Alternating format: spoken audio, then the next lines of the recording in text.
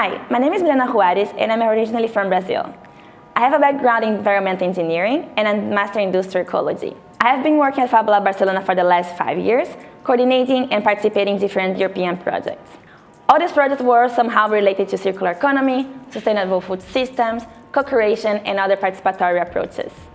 I am passionate about action research because I think it's a way of interacting with other people and empowering citizens to be part of the change. After studying environmental engineering and industrial ecology, I finally found my space at Fab Lab Barcelona. Coming from a technical background, I believe that technology in the end is only a tool for us to be inspired with and use it for creating better solutions. In addition to coordinating and participating in different projects, I'm also in the role of stimulating and being a community lead at Fab Lab Barcelona. There are different projects connected to a variety of topics, and for each one of these topics we have a different community. But in the end, what we want to foster through these collaborative approaches in the different projects is to empower citizens to be part of the transformation of the future. In this masterclass, we will learn how Fab Lab Barcelona has been creating a collaborative learning environment to test, practice, and implement new materials connected to food waste. As a case study, I will present to you some methodologies, results, and ideas that were implemented and connected to an incubation program developed at Fab Lab Barcelona. Orange peels were transformed into jackets, cough husks were transformed into paper. We also had olive beads being explored and transformed into furniture. So the question is, what are the aspects, what are the barriers and opportunities for us to recover food waste in a local territory and give new purposes to it? More than understanding about the recipes that were created, because it's already open source, I want to give to you, more than going deep into the recipes that were created through this incubation process, I want to give you an idea on how the collaborative approaches were used for creating a community around this topic. By facilitating different workshops and creating spaces for people to have dialogue about what they wanted as a future for this neighborhood, we started creating synergies between what were potential challenges in the territory and also opportunities. And all of this work somehow connected to the topic of food waste. We started understanding the cities as complex systems full of challenges but also opportunities. The focus of this masterclass is on biomaterials innovation. But the idea is also to bring the aspect or the idea of cities being this playground that we can use as a way of empowering people, but also understanding how our creativity can be a way of creating solutions. Cities are full of people, full of materials, full of infrastructure. After identifying the city as our territory of exploration, there are a series of methodologies we can create and implement in order to better understand it. The methodology I'm presenting today consists of 4 main steps. First step, we understand the local context. Second step, we reframe the problem by listening to the different voices in the city. Third step, we envision potential alternatives for these problems. And the fourth step is about creating, prototyping, and developing.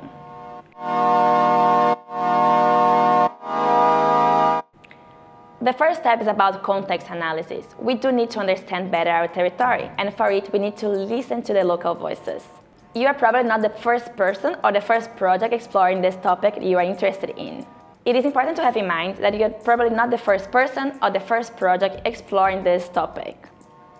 As an initial phase, methods such as interviews, desk research, informal conversations, participating in external activities, or even walking around the neighborhood and the city can be a good way for you to better understand the territory. And this is the moment when you can have a broader view of the topic you're exploring. For example, if you are interested in biomaterials innovation, you're probably not interested only in understanding who are the people experts in biomaterials, but you have to understand that biomaterials are connected to food waste somehow. So who are the actors? Who are the organizations? Who are the small businesses that are producing food waste and you could recover it from them? And there are many other questions that you can explore to better understand this local context. For example, what are potential initiatives connected to it? Did they work or not? How could you overcome potential barriers that were already identified by local stakeholders? Who are the stakeholders? So this is the time where we start to map. Mapping initiatives and local actors is always a good starting point. After having your first pool of stakeholders, you can start to categorize them.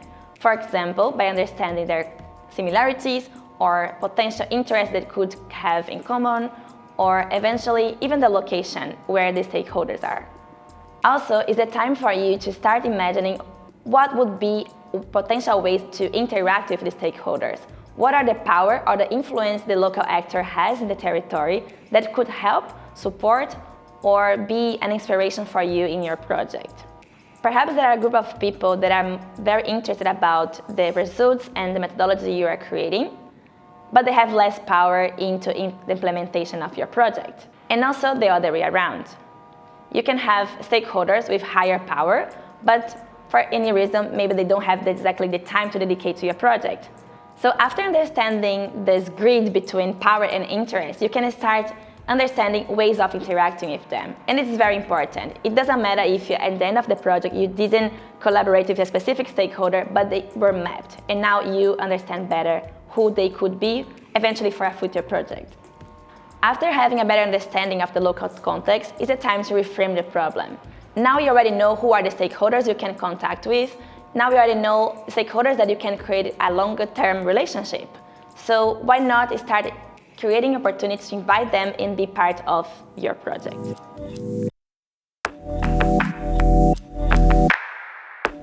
The second step is about sharing ideas and open space for people to participate.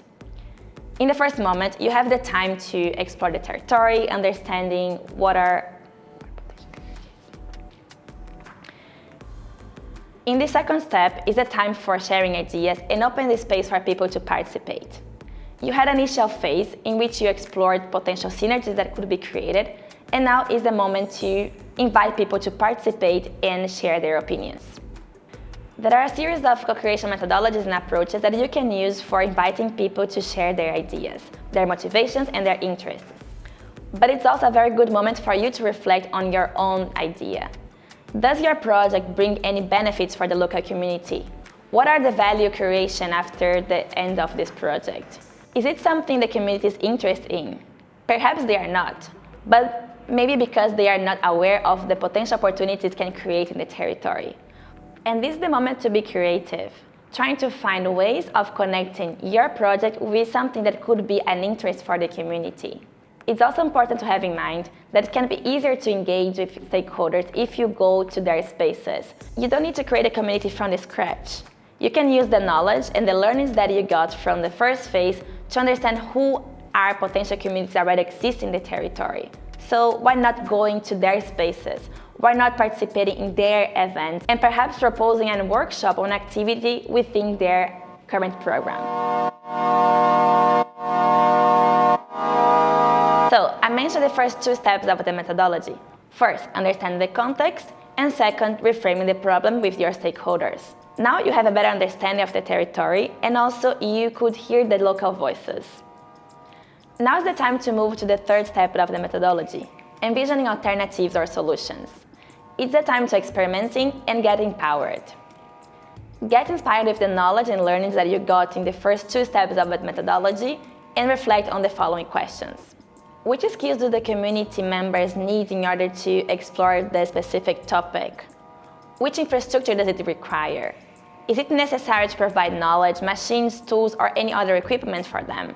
Or what are other logistics you need to provide in order to facilitate the implementation of the project? For example, if you're exploring biomaterials innovation at a neighborhood scale, what would be the logistic that could facilitate the collection and transportation of these materials? What are other skills that local actors participating in your project could learn to feel more empowered and engaged with the idea? Taking into consideration that this is a step of the methodology in which you have time to dedicate and experiment and get empowered, spend some time deep diving into your exploration. If your project is about biomaterials innovation, for example, spend some time feeling the ingredients. Spend some time understanding what are the characteristics that you could explore eventually in the future. So by getting empowered by understanding better a material, you can also teach and feel more comfortable in talking to your stakeholders in the future. After having some time envisioning alternatives and solutions, practicing different co-creation methodologies, having more time practicing with your own materials, now is the time to consolidate all this knowledge into a capacity building program. And here we have the fourth step of our methodology. It's about developing and prototyping. It's finally the time for you to create opportunities for your community to be the protagonists of their own ideas. Capacity building activities such as incubation programs, acceleration programs, or even dedicated workshops can be good formats for it. If you're developing a long-term program, it is crucial for you to ensure that your community keep engaged throughout all the process. For it, it's a good alternative to keep them informed into all the programs that will happen. So having a clear timeline of all the activities that will happen throughout the process can help people to organize themselves. Now we move to the case study of this masterclass. In Poblenou, Barcelona, a collective of artists and designers called Untitled Barrio and local communities collaborated on turning food waste from their neighborhood into new circular products. Connected to European funding by the project Code, Fab Barcelona explored the challenge of fostering the development of innovative ecosystems by crafting and microfabricating with food waste. Over the project, the local pilot explored iterative prototyping strategies for biomaterials innovations, fueled by intrinsic people creativity and interaction with peers, the local community, and future users. The group collaborated with local restaurants, cooperatives, local associations, urban gardens, and makers communities. Co-creation methodologies were applied to engage with local stakeholders, support them to adopt new practices, and co-design a contextual set of services for encouraging local food waste at a neighborhood level. The co-creation journey in Code started with the wish of creating a playground for understanding how a neighborhood can be locally productive. This is also connected to the first step that we presented before. The team explored how makerspaces such as Fab Labs can foster local transformations guided by circular community and distributed manufacturing principles. After a first contextual analysis, the local team could emphasize the importance of food and plastic waste in Catalonia and discovered new design practices emerging from new bioeconomy trends. Each of the 4 steps of the methodology was followed since the beginning of the project, with a focus on biomaterials innovation and development. Throughout this project, we could identify materials locally, transform local challenges into opportunities, engage with communities for real value creation, and empower citizens to become protagonists in creating sustainable alternatives. Now is the time to move to the task of this masterclass. The task is about materials reflection, through ecosystem mapping, and identification of opportunities. The task of this masterclass consists of making exploration of viable resources in your territory, identifying where you could find and collect them, and what could be potential applications considering the territorial needs. Firstly, you are invited to define what material research and experimentation you are interested in. After listening to the ideas presented in this masterclass, seeing possible applications for specific food leftovers, and researching other cases available in open platforms, now is the time to collect references of projects related to material you choose to experiment with. Select from 3 to 5 inspirational cases you are interested in. They can be products developed with the resource you chose, or other ideas more related to its application, for example, products with nice shape, format, and conceptualization. Define the area in your neighborhood you'd like to explore.